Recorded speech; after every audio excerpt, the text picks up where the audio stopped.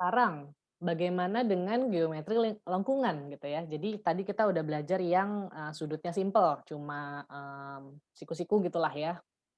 Lalu kita belajar yang sudutnya agak nyentrik gitu, yang nggak 90-90 gitu. Tadi masih heksagonal, bagaimana kalau misalnya bangunan Anda tuh, ya arsiteknya tuh bikin dia itu mencong-mencong gimana-gimana gitu ya, itu akan lebih ribet lagi dilaksanakannya di lapangan. Nah sekarang kalau Anda pengen bikin jalan tol, tentunya Anda butuh lengkungan seperti yang tadi sempat kita bicarakan di segmen lain ya.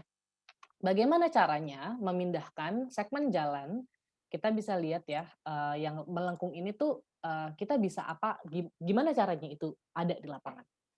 Jadi Anda bisa lakukan pertama adalah memecah itu dalam beberapa segmen. Segmen yang lurus-lurus, yaitu dipisah gitu ya, ini segmen lurus. Lalu di sini ada segmen yang melingkar sebenarnya kan Anda nggak pernah bikin lingkaran itu lengkungan itu, apa sih namanya, pasti dia bagian dari sebuah lingkaran gitu ya. Jadi walaupun lengkungannya seperti ini kan ini lingkaran, satu lingkaran. Nah ini sepertinya ada satu lingkaran lain gitu ya. Jadi Anda pecah-pecah, jadi ini juga ada lingkaran gitu ya. Jadi jarang sekali dia tuh nggak berdasarkan lingkaran gitu, mau jalannya kayak gimana, nggak mungkin kan Anda bikin jalan kayak kayak zigzag gitu nggak mungkin kan. Kalau emang Anda muter gitu ya, itu pasti ada tujuannya muternya ke mana, kayak gitu kan. Dan ya saya rasa Anda lebih ngerti lah hitung-hitungannya seperti apa nantinya gitu ya. Nah, gimana caranya memindahkan ide ini ke lapangan? Jadi kita buat lagi-lagi, kita sederhanakan. Lengkungan ini menjadi bagian dari sebuah lingkaran yang memiliki jari-jari dan memiliki titik, acuan, titik pusat gitulah ya. Nah, jadi sebenarnya kita harus tahu dulu geometri lingkaran itu seperti apa. Jadi kita tahu dulu, ada pusat lingkaran, ya. Lalu ada yang namanya jari-jari lengkungan, itu R gitu ya. Sama tentunya R di semuanya gitu ya. Lalu ada sudut antara dua arah itu. Jadi ini adalah sudutnya, dia adalah si delta C, ya. Lalu ada juga panjang lengkungannya, itu adalah si ini. Nah, ini adalah L.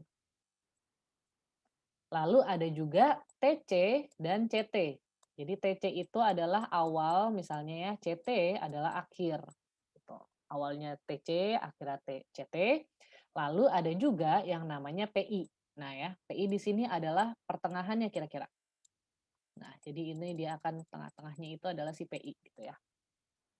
Gitu. Jadi TC ke PI ada arah, PI ke CT itu ada arah juga, gitu ya. Jadi Anda bisa bayangkan di sini ada, nah ini sebenarnya lebih mudah ya karena ada giniannya nih. Nah, jadi ada PI di sini, ya. Oh oke, ternyata itu saja. Oke. Nah jadi kalau misalnya Anda tahu breakdown-breakdown ini, Anda jadi bisa tahu, saat nge-stake out di lapangan gitu ya. Jadi misalnya Anda taruh, titik alat di titik TC gitu ya. Kita udah pernah ngomongin ini sih sebenarnya di modul, 7 gitu ya sebelum Anda UTS. Jadi Anda coba lihat lagi modul 7, ada cara hitung-hitungan khusus untuk barang seperti ini, hampir persis gambarnya. Jadi misalnya alatnya di sini, Anda nembak ke pusatnya berapa dan segala macam, nanti Anda tahu koordinat-koordinatnya kira-kira seperti apa, dengan desain-desain jarak yang sudah jadi karena kayak kayak R gitu kan, itu kan pasti udah dari desain gitu kan. L juga sudah dari desain. Bagaimana caranya desain itu ya terpindahkan ke lapangan. Dengan Anda mengetahui, konsep-konsep ini, harusnya nanti di lapangan juga akan lebih mudah hitung-hitungannya. Kira-kira seperti itu.